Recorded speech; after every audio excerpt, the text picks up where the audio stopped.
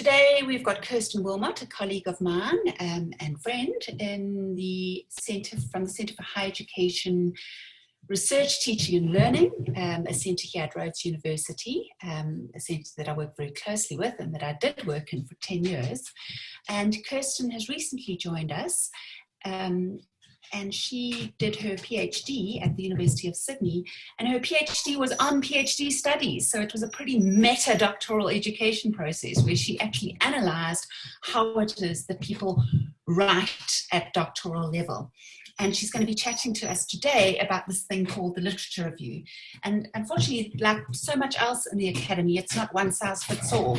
In many ways, there's no such thing as a literature review because different disciplines, the literature review looks different and is actually intended to serve different purposes. But nonetheless, I've given her this incredible task of trying to, my dogs are making a noise, an incredible task of trying to talk us through at least some of the things that might help us as we embark on writing literature reviews.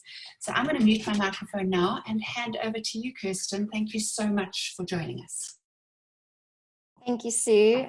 And hi, everyone. Thank you so much for joining us and for being here for this session. It's quite daunting to have such a big group, but let's see how we go. So today I'm going to be explaining a little bit about what a literature review is, why it's important, and I'm going to give you some pointers on how you can start developing a critical voice in your writing when you are doing the literature review. We are going to break quite soon into the workshop to do a little bit of discussion work, and Sue's going to organize some breakout rooms for that. But just to say though, please do post your questions in the chat bar, and if I'm not making sense or you've missed something or you'd like me to go over something again, please also put it in the chat bar. Sue will be monitoring that, and she will jump in and interrupt me at various points with those questions. So she will collate them and then interrupt me. Just before we start, I just want to acknowledge that a lot of the materials presented here are from other sources. Some of them are from my own research, but I've also drawn quite heavily on particularly two main sources, and that is Kamler and Thompson's work, which are two of my favorite authors when it comes to academic writing. The references are included at the end. And then also a platform, it's actually a blog, it's called the Doctoral Writing SIG blog, and they have a lot of really useful practical insights into the different parts of the thesis and the writing process. So I just wanted to state those up front before we get going. Okay, I'm just going to check what's going on in this chat very quickly to make sure I'm not missing anything. Great. All right, I'm going to leave that for Sue from now on. Okay, let's start off with this big question of what is a literature review and why is it important? So regardless of what area you are working in at the moment, and also regardless of whether you're doing a PhD or a master's, every single research student needs to establish a rationale for having undertaken the study. This is where you need to make a case that your research is worth doing in the first place. Your reader needs to know very soon into the PhD why this is, or the master's thesis, why this is a necessary and valuable topic to even be looking at. And then if you look at the examination report that your university sends to examiners, I've looked at quite a few across different universities, across different international contexts, and generally speaking, all of them will have the criteria of demonstrating familiarity with the field. That's something they're going to look for. They might phrase it in a slightly different way, but essentially they want to see that you know what's going on in the area in which you are working.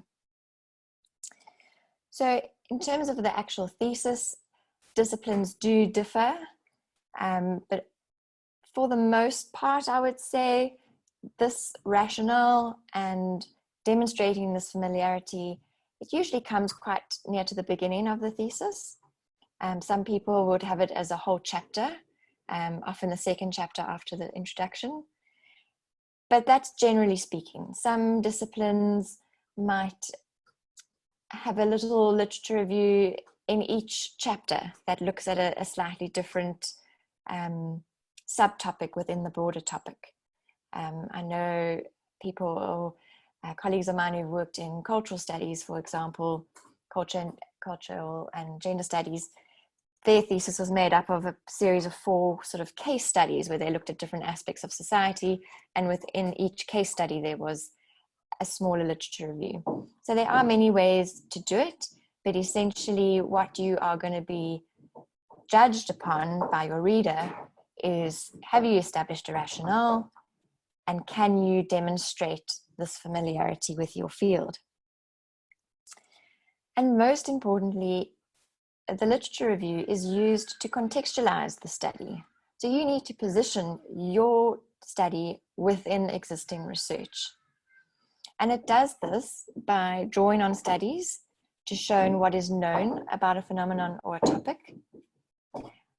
And then the crux of the literature review is that you're using those studies to craft out a specific kind of gap, which you are going to argue in this section, whether it's a chapter, a section, multiple sections. You're going to argue that this bit of knowledge is missing from the field, and that is where you will then position your study, as you will be contributing that knowledge to fill that gap. Okay, so this idea of a gap is quite important. It's sort of the central piece of the literature review. It's what you're arguing for, and it's where you're positioning your study. So it's quite a useful concept to try and get your heads around. When I talk about establishing a gap, I know Sue has said before, this makes her a little bit nervous, because it almost, at the beginning, it sounds like you have to come up with something hugely original. And in all honesty, a lot of research is not completely original. So it's unlikely that you're going to be doing research on a topic that has never, ever, ever in this world been covered before. Okay, there are obviously exceptions, particularly in the sciences, where you're discovering something completely new that wasn't known before. That's a completely different scenario. But in the social sciences and arts and humanities, it is likely that you are contributing something original, but that it's unlikely that nobody's ever heard of it before. So in that case, you might be adding to a topic, you might be exploring a topic in a different way, you might be coming at the topic with a different set of lenses that you bring to it, maybe based on the approach or the theory that you're using, or maybe based on who you are as a person. So you are, don't get me wrong, you are contributing something novel and new, but maybe not in the way we all think that at first. So just to give you an idea, different kinds of gaps that you can establish. So you might see that there's a need for further research into a neglected object of study. You might see a need for a new approach that can be methodological or theoretical in order to generate different findings. Or you might see a need for different kinds of people. And what I mean by that is that if you think of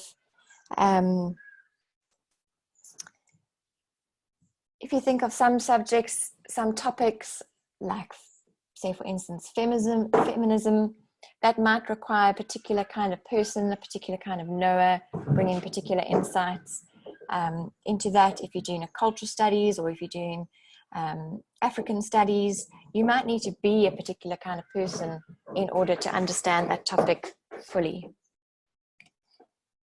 Okay. But immaterial of the kind of gap that you are arguing for in your literature review, you are using literature for 2 main purposes, and that is to substantiate your claims about what is known in the field, so what knowledge currently exists around your topic, and then you're going to be using it to develop an argument for what is not known or what is missing from the picture.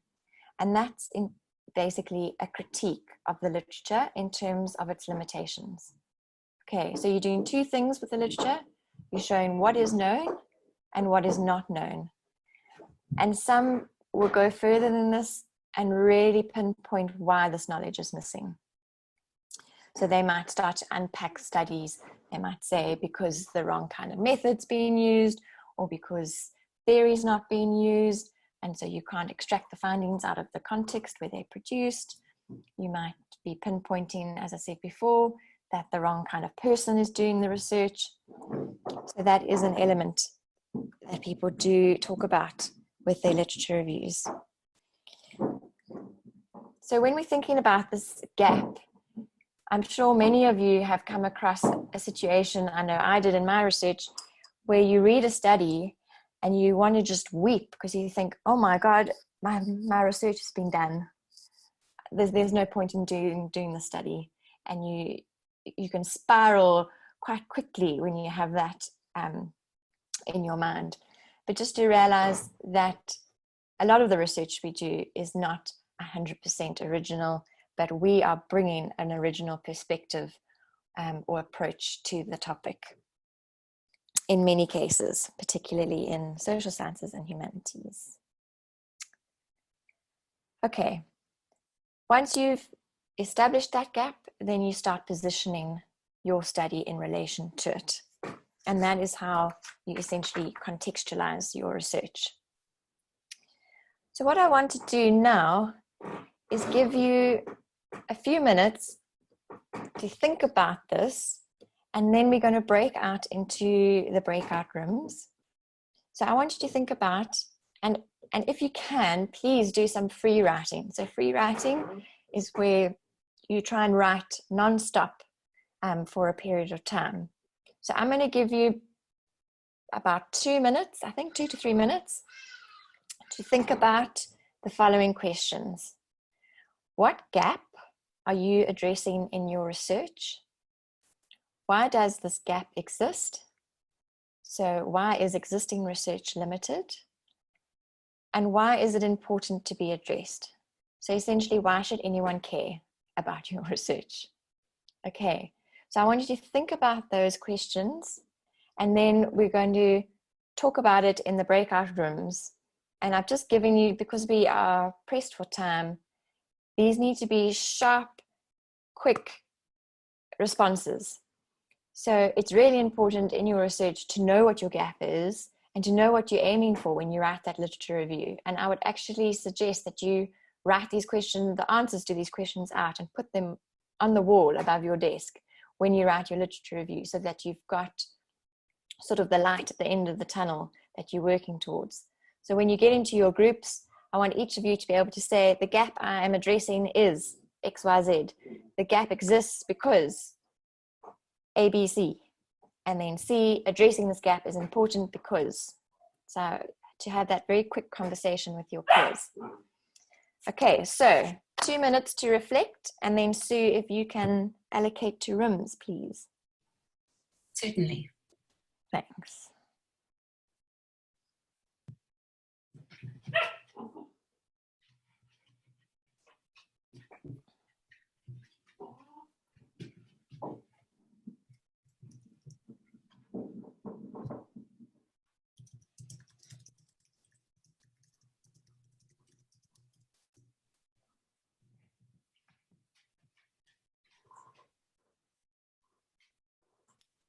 Okay, I'm going to go ahead and put people into rooms, and you will find out, you'll suddenly find yourself, those of you who've never been in a Zoom breakout room before, don't be surprised if you suddenly find yourself in a small group. You'll be in groups of 3 or 4 people, or you might find that something pops up on your screen asking you to join a group, in which case you'll just click, you'll accept the invitation.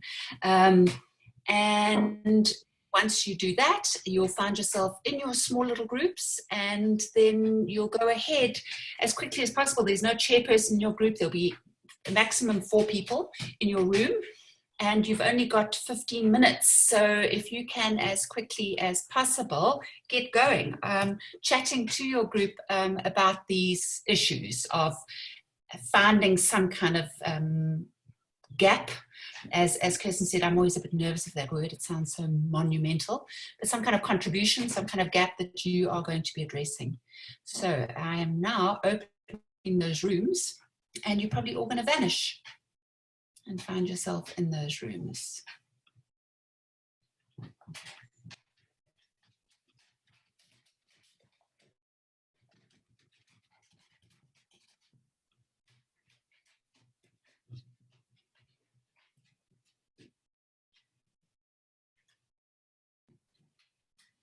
Right, I've still got 5 people here that haven't been assigned.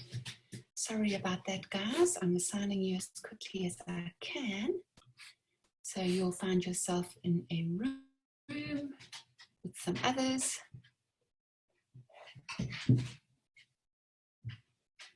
Right, I've still got 3 people to assign. Shouldn't be too long now. Just 2 of you left. Oh.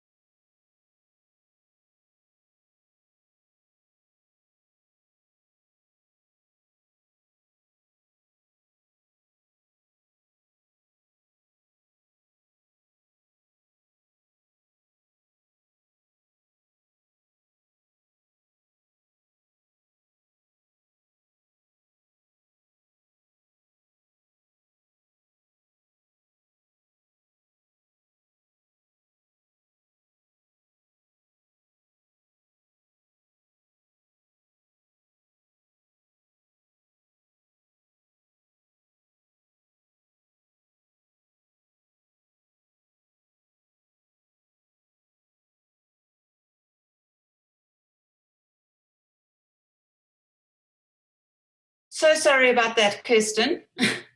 I did a real doing there. I muted everybody so they couldn't talk, which was somewhat of a disaster when I want people to sit and talk. We could talk.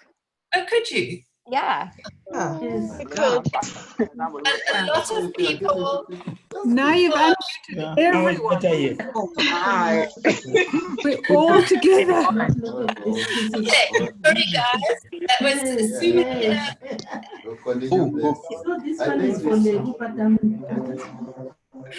So sorry to everybody. That was me making an absolute mess because I put you into groups, but I left you all muted, and I think a lot of people couldn't talk.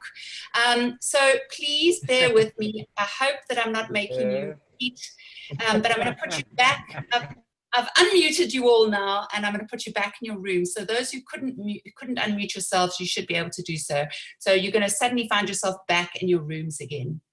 Thank you. May it please be.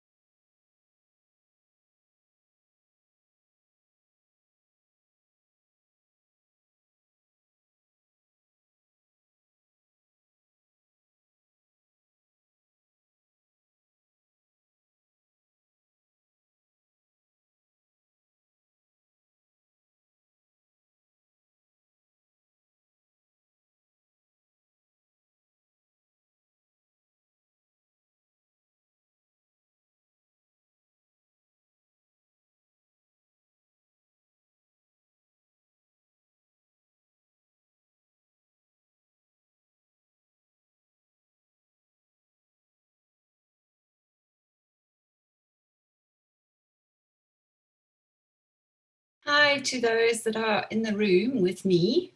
You should be able to join a small group if you want to go and join a small group right now. I'm not sure why you're all back here. Today's not working that successfully, is it? Let me see someone I know in the group. Tina, are you... I'm just wondering why I've got 14 people in the room with me, which is fine if you're just wanting to hang around here while the others talk in their small groups. But if you want to be in a small group and you can't join a small group, just let me know. There was one other in your group and he was muted. Let's see.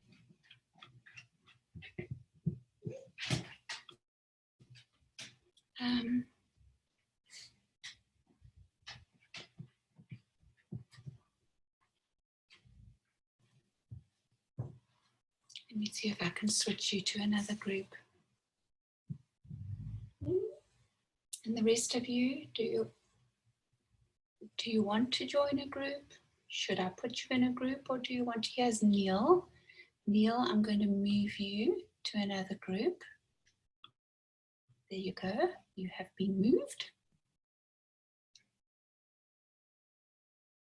And Al-Sadiq.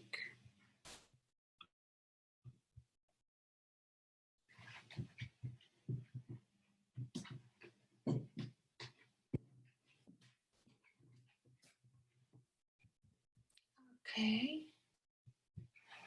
Neith, Ash, you should be in a group now. You should be able to see a group. Sorry, this is so frustrating today. Sometimes the internet does that. I've been thrown out twice already in this session. But Neith Moore, you should see on your screen somewhere that you've been added to a group. And Ayello, let me find you. And Francis, no, still in the main room. Is there nowhere on your screen that it's inviting you to join a group? I'm going to move you at the moment, Francis. I've put you in a group, so you should be able to see an invitation to you on your screen. And I've done the same for you, Ayalo. So,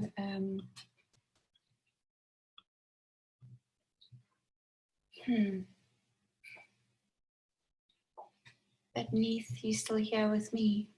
Is it not giving you an option to go somewhere else? I'm sorry, that's very frustrating.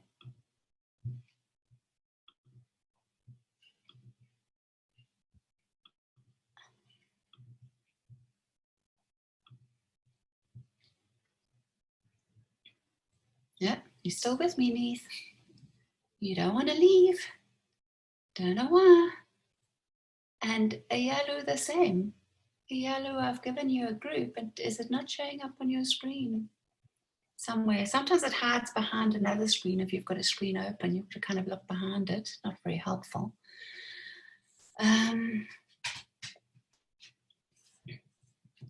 There's still 8 minutes to this exercise, so if you'd like to, I'm going to keep trying to join you guys.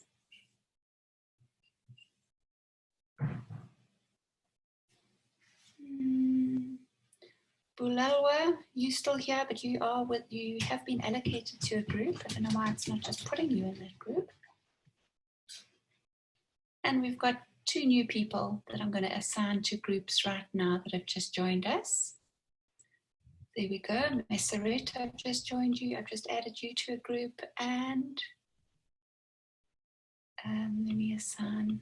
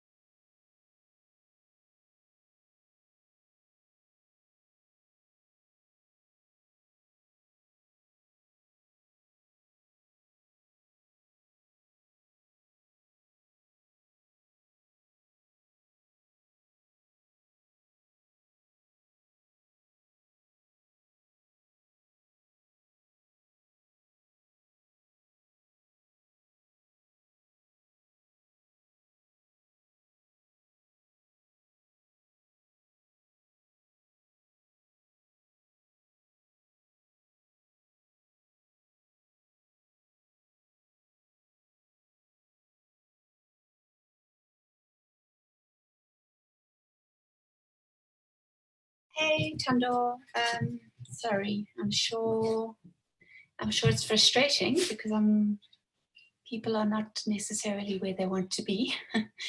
There's a few of you that are not in groups.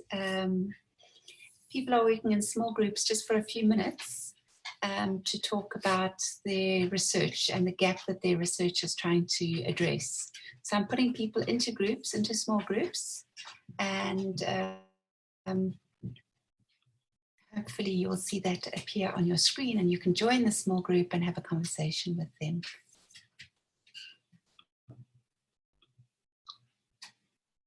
Last one.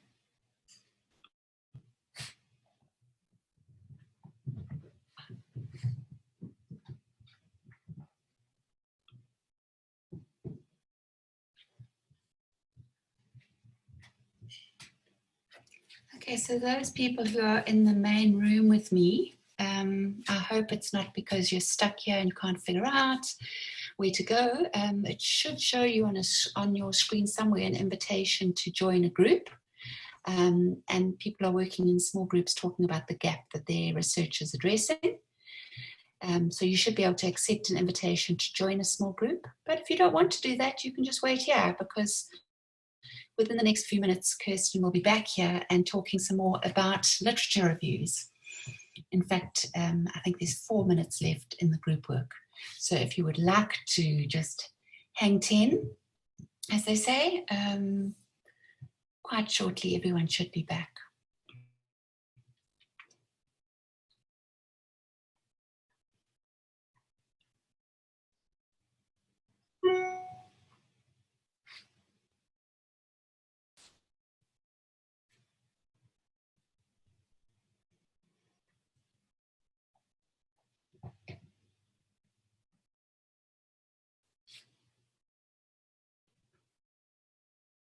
Tessa, you're all on your own.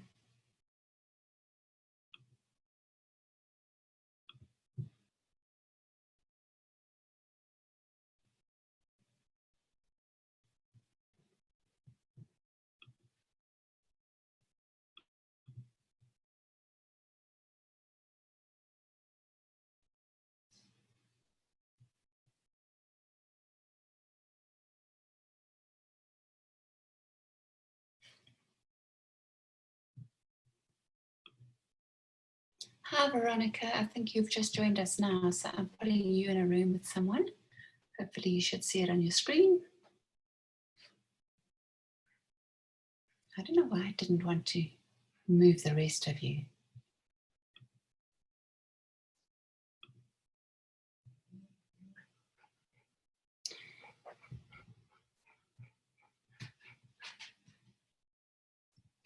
Those of you who are in the room with me, if you can hear me, if you'd like to chat to me, seeing as we've got 3 minutes left before the others come back, I wonder if any of you can tell me a little bit about what gap it is that your research is going to address, whether it's a gap in the methodology or a gap in the context. Let's hear from you. You can unmute your microphone, or you can just type it in the text bar. The study that I'm busy working on at the moment is looking at the use of the Teaching Development Grant in South Africa. There's lots of literature on use of state grants.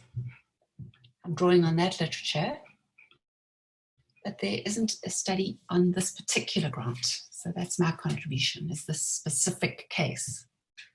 So that's what I'm doing. That's what I'm counting as my gap. So I wouldn't consider it a massive gap in terms of no one's ever done research in this area, but more like a small gap of this is my contribution.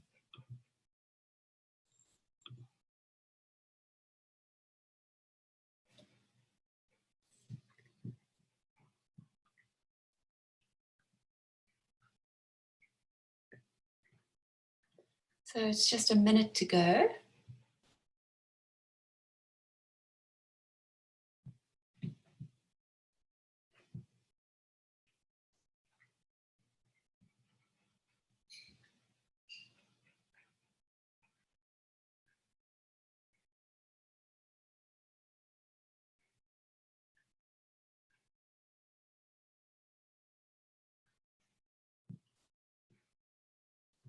Oh, wonder what happened to the one group is disbanded. Ingrid, your group, had you finished? Yes, we're finished, Sue. We're back in the main room. Okay, well, it's just 40 seconds left on the clock, so everyone's going to be chucked out of their rooms shortly and put back into the main room. So in the meantime, how did your talk go? Did it go well? Yes, it did. There were 4 of us, but the one person, Kayla, had problems with her microphone. So Kanye and I had a little chat when Okay. the fourth person left. Right. There's Kanye. She's here too. Okay. Hey. How did your did your microphone work? Can you see that? Oh yes, it did. And then yeah, it was just 4 people, and then the other 2 kind of technical difficulties, I guess. Yeah. Oh, so frustrating. Yeah, I know a few people did get kicked out of their rooms unceremoniously. Nothing like the technology making you feel welcome and included. Eh? Oh well. I'm waiting for Kirstin to get back. Yes, Kirstin is back, and a few groups are still busy. So we'll just wait. I think there's still 3 or 4 groups going.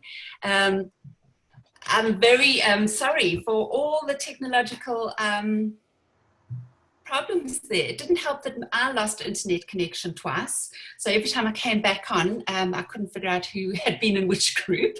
But hopefully at least a few of you managed to have a conversation on the topic that Kirstin set for us.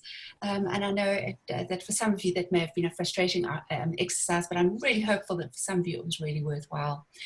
I'm handing back to Kirstin again. I'm going to mute everybody to make sure that we don't all talk over each other. And once again, if I could just ask you to try and find that little camera icon and to turn off your camera, it just reduces the bandwidth. So if you wouldn't mind turning off your cameras. And Kirstin, I'm handing back to you. Thank you, Sue. I hope you all had a think about this topic and had a go at it with discussing it. And just remember that when you are talking about the gap, it's in terms of the literature. So it's very easy to get very excited about your topic, but you need to be showing why in the literature is there a place or a need for it. So just keep that in mind. All right, so let's move swiftly along.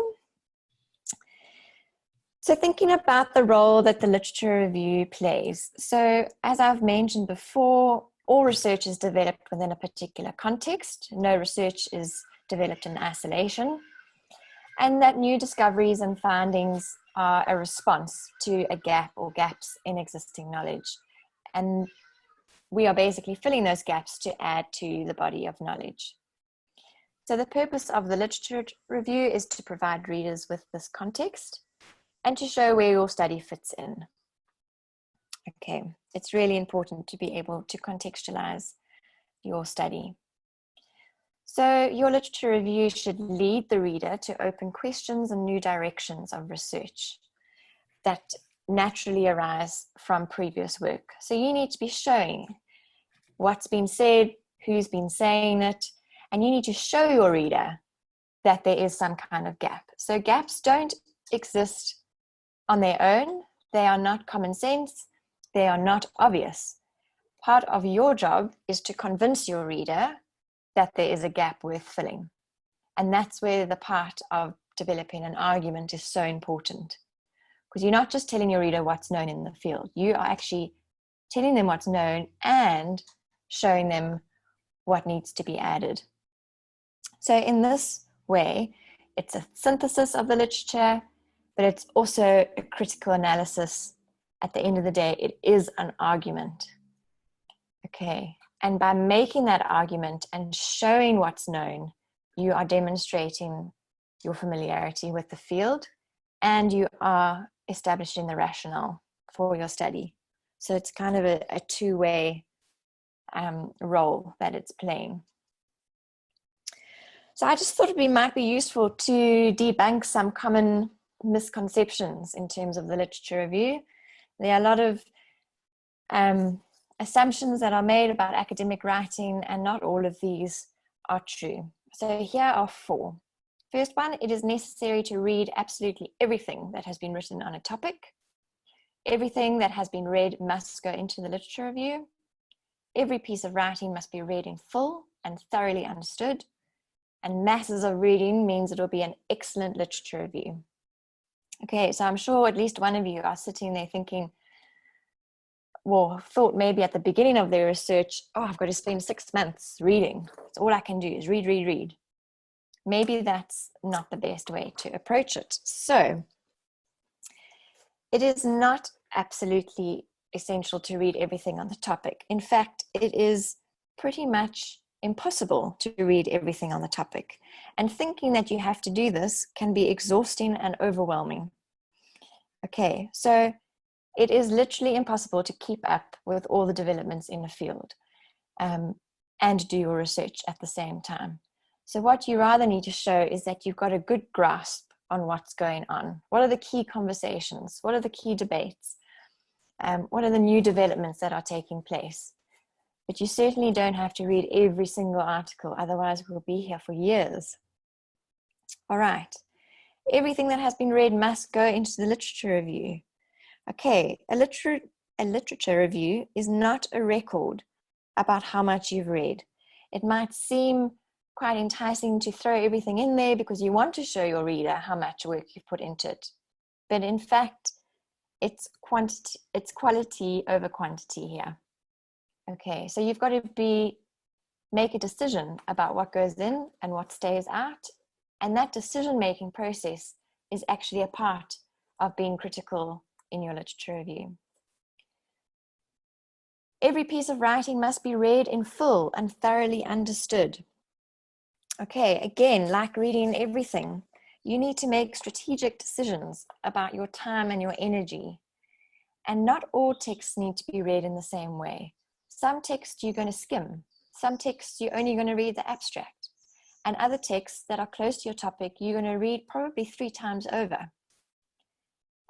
So not every piece of writing is going to be dealt with in the same way.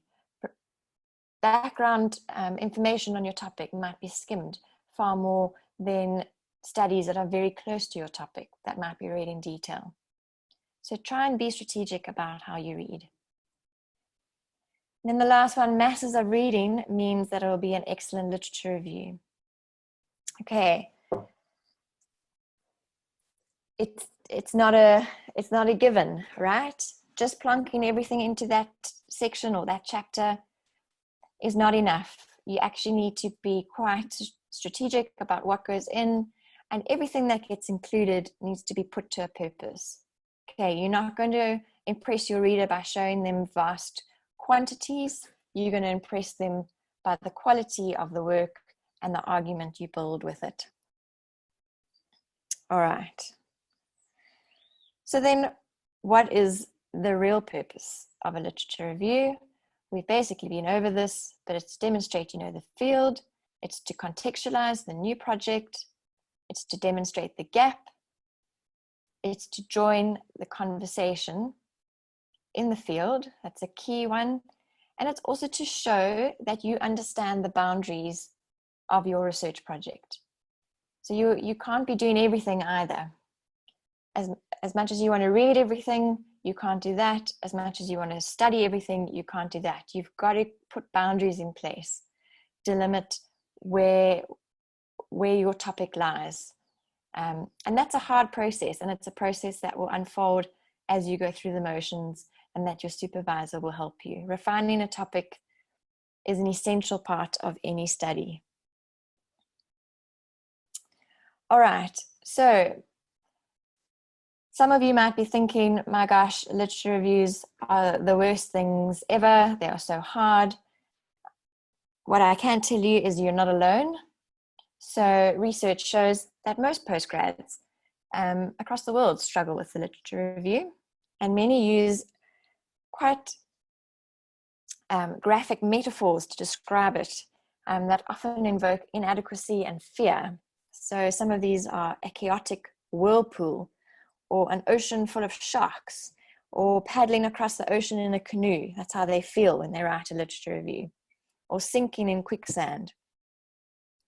Okay, these metaphors are not that helpful, and I'm hoping that through this conversation that we're having today, that we can try and replace those quite emotional metaphors with something a little bit more lighthearted and actually useful in understanding what you are going to be doing. Okay, the literature review is also hard because it's often the first thing that you do in the thesis, because you're expected to write about a topic that you don't actually know much about and that you haven't read much about. So it really is the entry point, but it's a wonderful way to read yourself into your topic. And it's also really hard because it's expecting a lot of you. It's expecting you to analyze, to synthesize, to evaluate, to construct an argument, to interweave text, to make links, to speak back to your discourse community, and to be original. I mean, it's no small task. So we are expecting a lot of you when you do this. And essentially what we're asking you to do is to move from what is called knowledge telling, where you'll typically copy directly from source texts and include too many citations and be representing text with numerous and lengthy direct quotations. Okay, this approach is often used by candidates as a way to become familiar. So I'm sure we can all relate to this. Our first round at the literature review, a lot of summarizing, a lot of direct quoting, and that's fine. That is part of the process. It's how we get familiar with the literature, with the genre. But then your supervisor is going to start pushing you, and they're going to start saying things like, where's your voice? I can't see your argument here. What does this have to do with your study?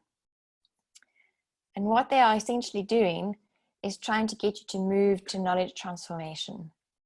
And that's, they're wanting you to do something more with those documents, with those sources. So they want you to use those texts in an innovative way. They want you to link ideas and concepts and arguments together in order to build your own argument about what the gap is and what your study is going to be doing. And that is quite a hard move to make. And it comes in time, and it comes with a lot of practice. So how do we make this move?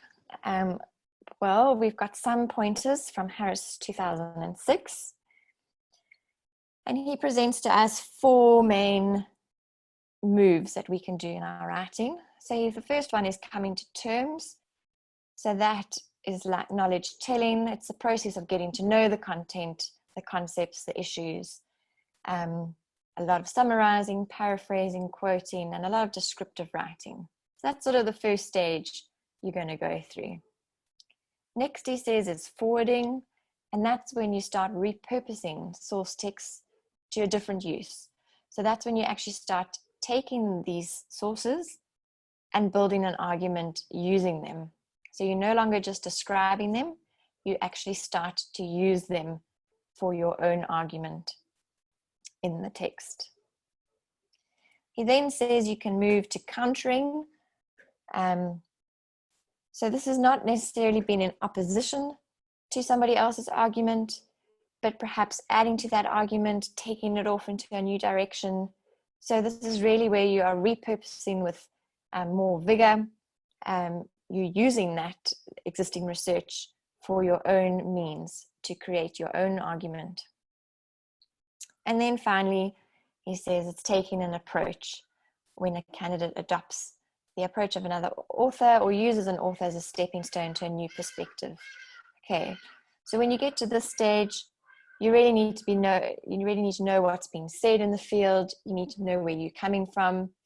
And I would argue that you'll probably only master that last stage closer to the end of your research when you come back to do the final draft of this chapter or this section.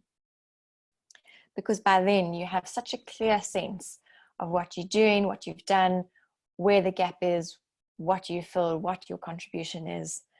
But just to point out here that it's not to say that there is no summarizing or no paraphrasing in a literature review.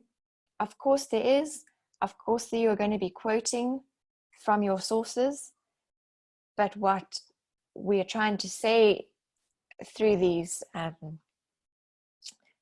pointers and what your supervisor is going to be expecting of you is that you need to be moving between different types of writing. So you can't just summarize. That's not enough. If you do a little bit of summarizing, then you need to move on into evaluating, into creating that argument. So it's not to say that you're never going to find these things in a literature review, but that you need to be doing more than just providing a summary. Okay. But just keep in mind as well is that knowledge transformation, so that's the move we're trying to get you to, that's essentially about finding your voice. And I'm sure this topic of your voice you've heard before. I'm sure for some of you it fills you with dread. It's filled me with dread for years and years because I never really understood what my supervisor was talking about. I never understood when I got it right. I didn't understand when I got it wrong. And now I'm starting to get a better grasp on it. But before we can develop that voice, it's important to also remember that knowledge and writing is ideological. And what I mean by that is that it is tied to values and beliefs, and it shapes the way we write, and it shapes the way we read. So that means that there is no one pure form of knowledge, and there's no one neutral knowledge. Knowledge is contested and debatable. So that means you have to actually take up a position in amongst all the different options. And that's what we mean by voice. So you need to take up a position, which might mean aligning to some ways of thinking, and might distance yourself from other ways of thinking. There is no one right way, no one obvious way. You have got to take up a position. And this, taking that position, you have to make that far more explicit when you are writing in the arts and humanities and the social sciences than you do with science. Science, it's sort of taken for granted a little bit more, so you don't have to look at it too closely in your writing. But when you are working in the social sciences and humanities, you've really got to say what your position is. All right. We're going to be coming back to voice, so don't worry. When you're doing a literature review, you are also joining a conversation, and this is really very important. So citing studies in the literature review is not only for the sake of having accurate referencing, okay, although that of course is part of it. But when your supervisor highlights a claim you're making and says references, they're not just wanting you to reference something so that you avoid plagiarism. Of course, that is a part of it, but they are actually trying to show you that you are joining a conversation, and you need to show what conversation you're joining. And citations are used to reflect particular kinds of things, particular kinds of academic identities within disciplines.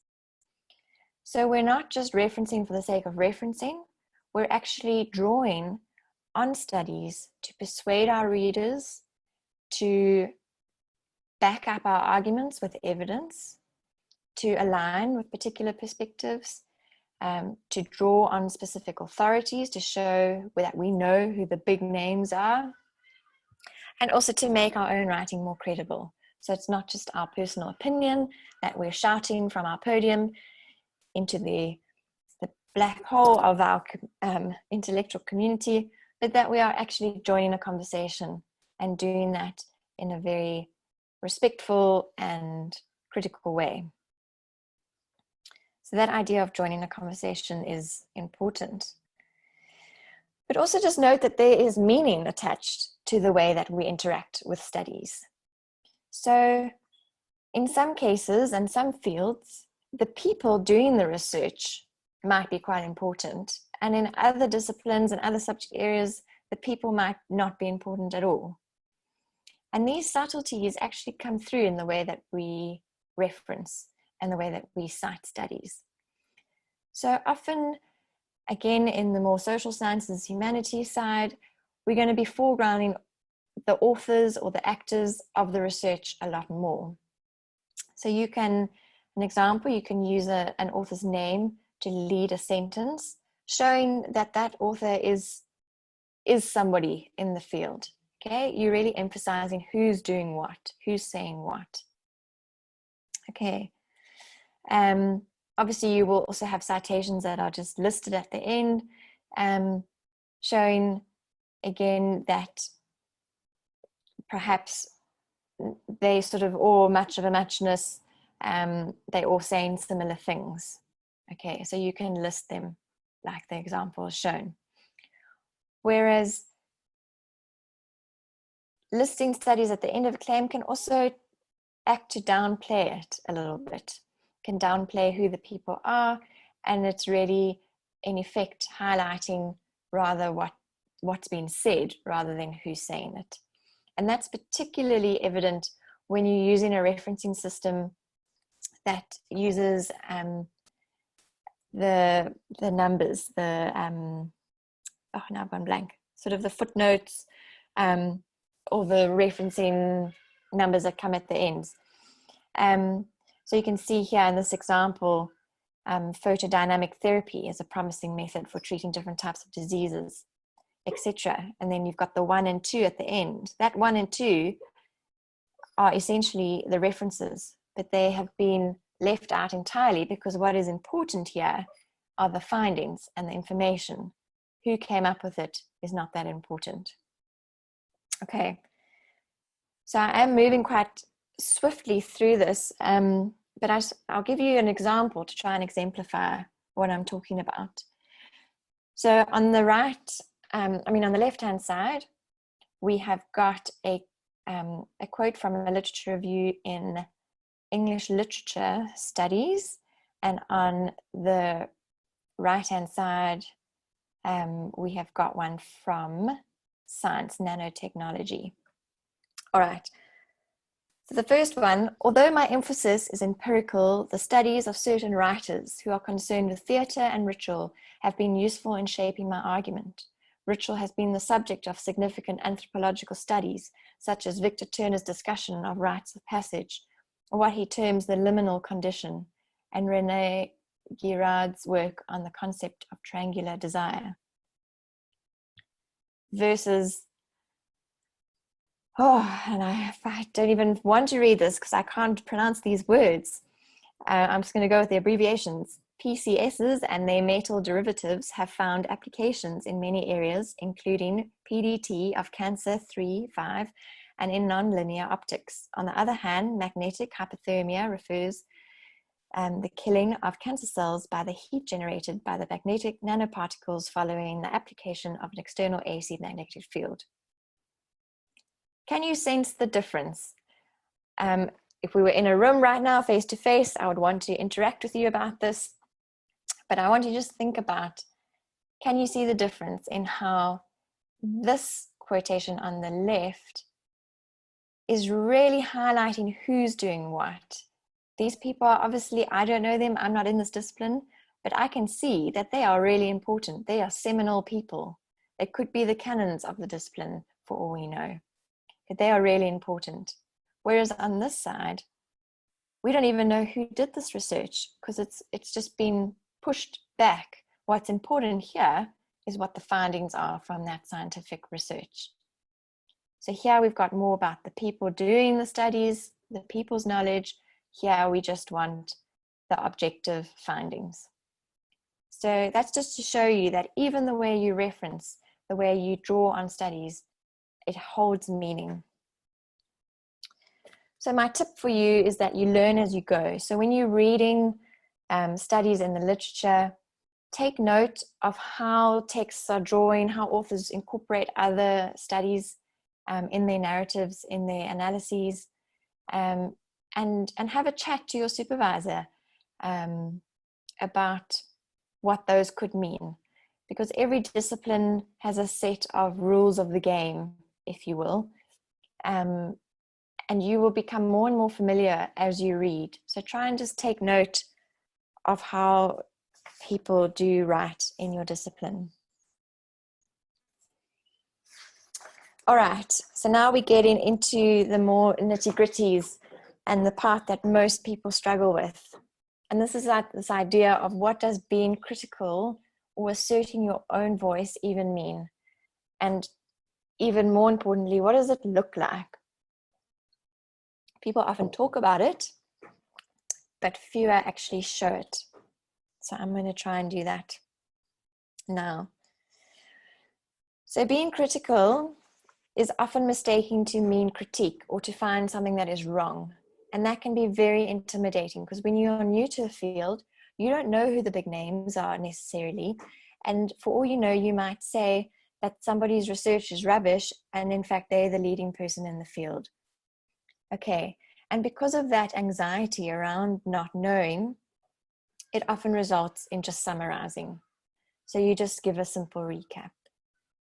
So what I want to try and do now is, like I said earlier, I want a new metaphor, and I want you to try and think of it less about finding what is wrong with studies and think of it more as joining a conversation, but then very importantly, curating that conversation, directing that conversation for your particular purpose. And your purpose is to demonstrate your familiarity with the field and to argue that there's a gap that you need to fill and that gap is important. Okay. So when you think of your literature review, I don't want you to think of a canoe going across the ocean. I don't want you to think of sinking sand. I want you rather to think of yourself as a talk show host or a dinner party host. Hopefully, you've either hosted a dinner party or you've at least listened to a talk show on the radio. Try and imagine yourself as the host of that event. All right. So what you'll start doing is you'll start looking for connections between the ideas and the authors that you are reading. Okay, so you want to be able to create links between what you're reading. And then imagine that you are the host and you are directing that conversation between your guests. So your guests are the other authors and you are directing the conversation around talking points, which are the assumptions that you're making in terms of creating your gap. Okay, so imagine you're sitting around the table. You've got all these guests, you're in control. So you need to curate the conversation to unfold in a particular way. Okay, so you need to call on this person to talk about that, and then you're going to link it to that other person and what they're saying as you go around the table. Okay, given that your assumptions are open to doubt, you cannot merely provide a summary of the points. Okay, you need to be using those different authors to create an argument. And you need to use them until that argument is so strong that it's an assumption that people will accept. So you need to use the literature to create an argument for a gap that people read and think, oh, okay, yeah, I can see. They've made that point. They've shown this is what's known. They've shown this is what's not really known. They've kind of spoken about why it's not known. Okay, I buy it. The study can go ahead. There's a need. So I just love this quote from Camlin Thompson. It is the doctoral writer who does the inviting. It is she who initiates the conversation with her scholar guests, and it is she who uses what they have said rather than just being grateful that they have come. And I just thought this was such a wonderful quote in that you need to put yourself into that conversation instead of just being grateful for the knowledge other people give. You need to actually use that knowledge for your own purpose. All right, but obviously dinner parties go wrong, talk show hosts go wrong, so do literature reviews. So one of these situations could be a very dull dinner party, and that's when the researcher gets her guests to speak one after the other with no engagement or interaction or debate or challenge.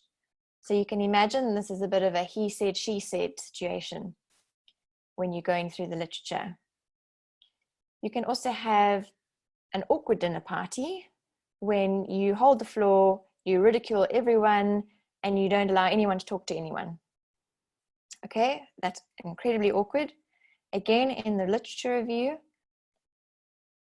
we can't bash other literature, we can't be overly negative about other literature, and you need to be able to create links and let studies talk back to each other.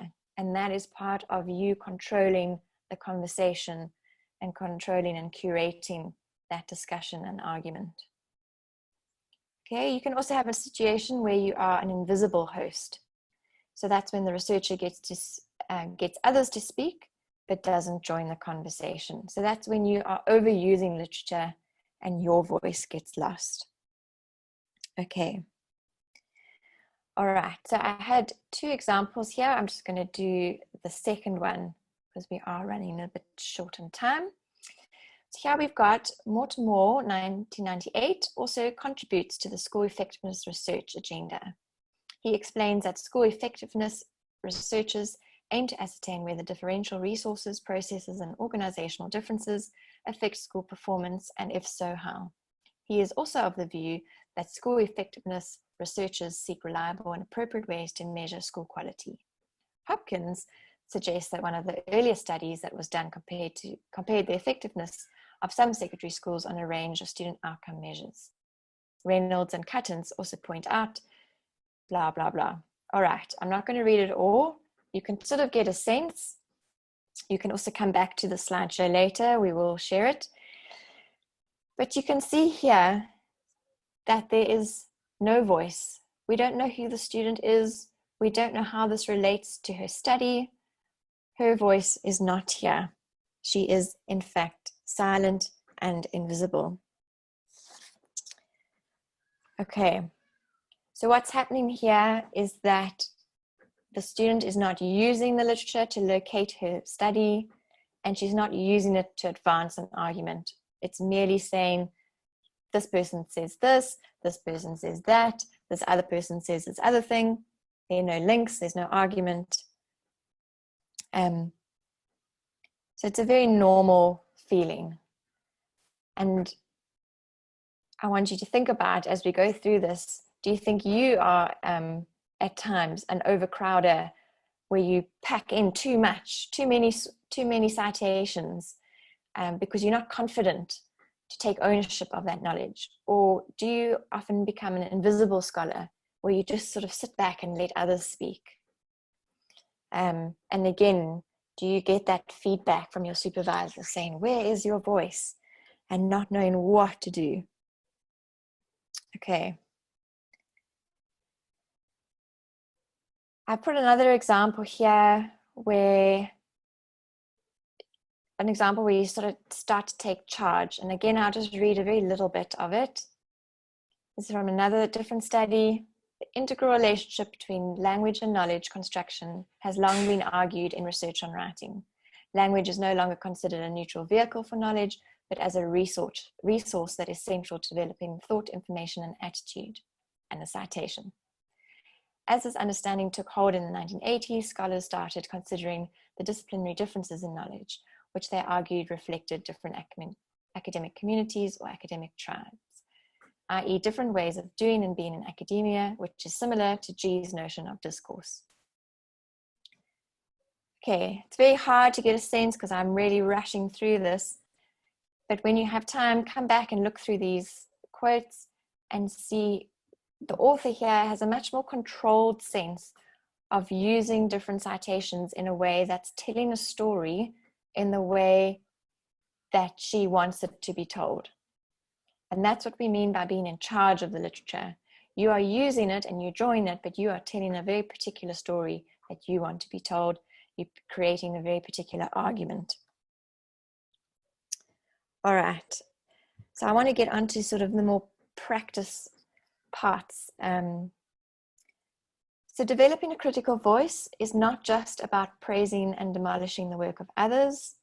It involves making a number of judgments and decisions about which literatures to engage with, which to ignore, which to downplay. And it also means paying attention to different things like definitions, theoretical resources, methodologies, methods, findings. And it's also about being respectful of what others have done and to look at what they have contributed rather than going on the attack. And I'm just going to ask Sue, are we stopping at exactly 1:30? Yeah, we are meant to, and I've got Okay. a whole page full of questions for you. I know. But And I'm worrying. what I'd suggest we do is finish off, and then those that can stay while we have a bit of question and answer. I definitely have to shut the room at 6 p.m. But those who have to leave 5:05, that's absolutely fine. People can just easily just slip out the meeting without anyone being any the wiser. And you and I can continue talking, and that will be recorded. Okay, great. So the slideshow is quite text heavy because I purposely wanted you to be able to read and think about things, and for afterwards to take it away and think about things. So what I'm going to do then is just jump around a little bit. I've put in quite a few examples, but I do want to just go on to something that I think is really going to help you cultivate your critical voice. And that is to start asking questions about your literature, about your studies. So this will help you stop going from he said, she said, and you start looking at the literature itself. And then types of questions would be like, what is the main argument? What kind of data does it draw on? What theories and methods are used? What claims are being made? How adequate are they? And what is good or useful about the study in relation to your research? Okay, and this will start to help you develop a critical understanding and to evaluate literature far more. Okay, so I'm just going to show you what I mean by this. From this quote, well-provided important insights for understanding how writing is experienced, detailed interpretivist studies typically foreground contextualized candidate perspectives through rich description, as opposed to theoretical analysis of data that can lead to generalizable interpretations for pedagogic development.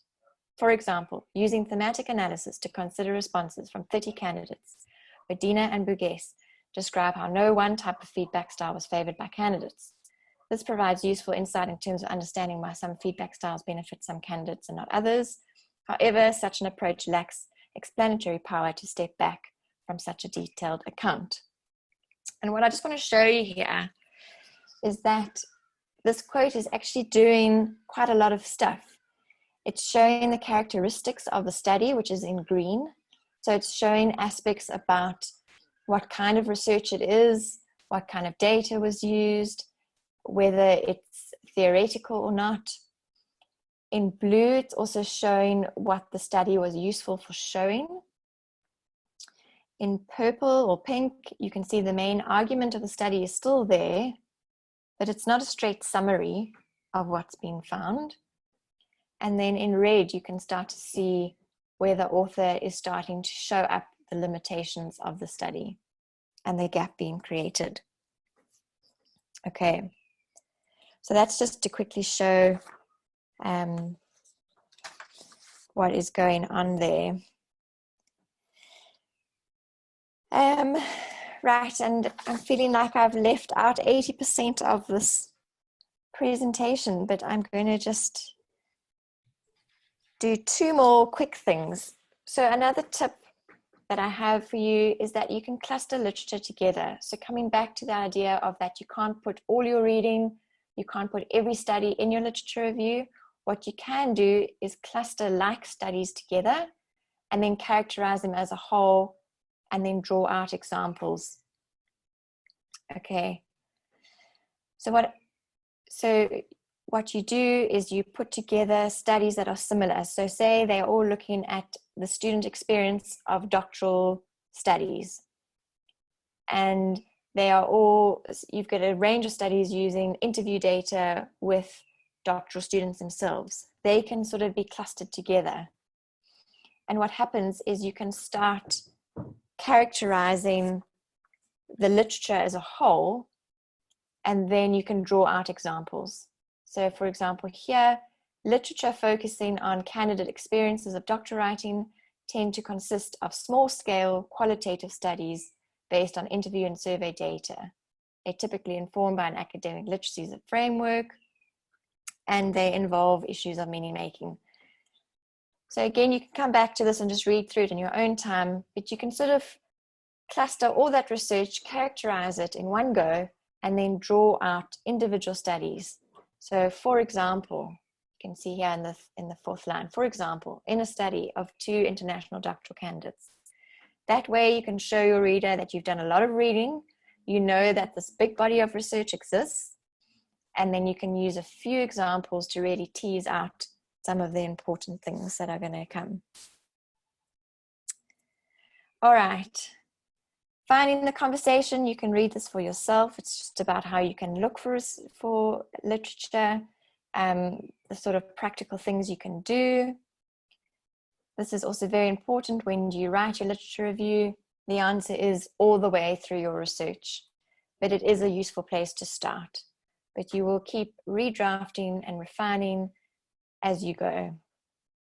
And it is highly likely that you'll come back near the end of the research project before handing in and do a quick redraft once you are confident in what you know and can go back and really craft that gap out very well and concisely. Also try and manage your reading. Keep a reading journal. You can follow that link to watch a video about what a reading journal is, what it looks like. Keep a logbook. You can color code your literature into different themes. You can use an online referencing tool. But whatever you do, for every reading, you need to do some writing because that's going to help you formulate your ideas. It's going to help you create links between who's saying what, and it can help you start to become more critical.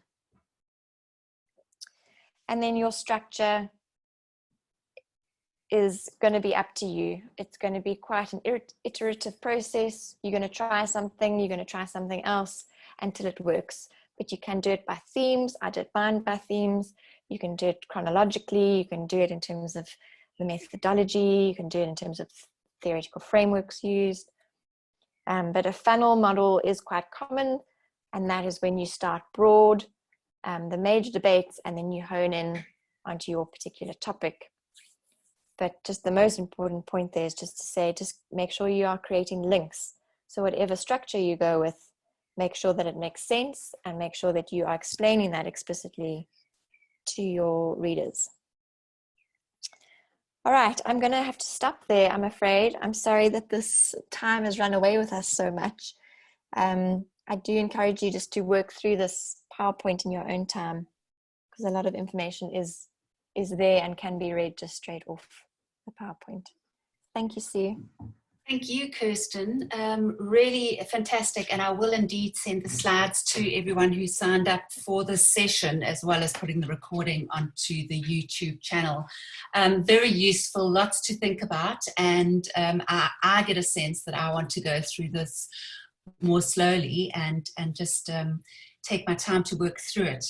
I've got a whole lot of questions that I've been jotting down, so those of you who are able to stay, let's see if we can go through some of those, if you don't mind.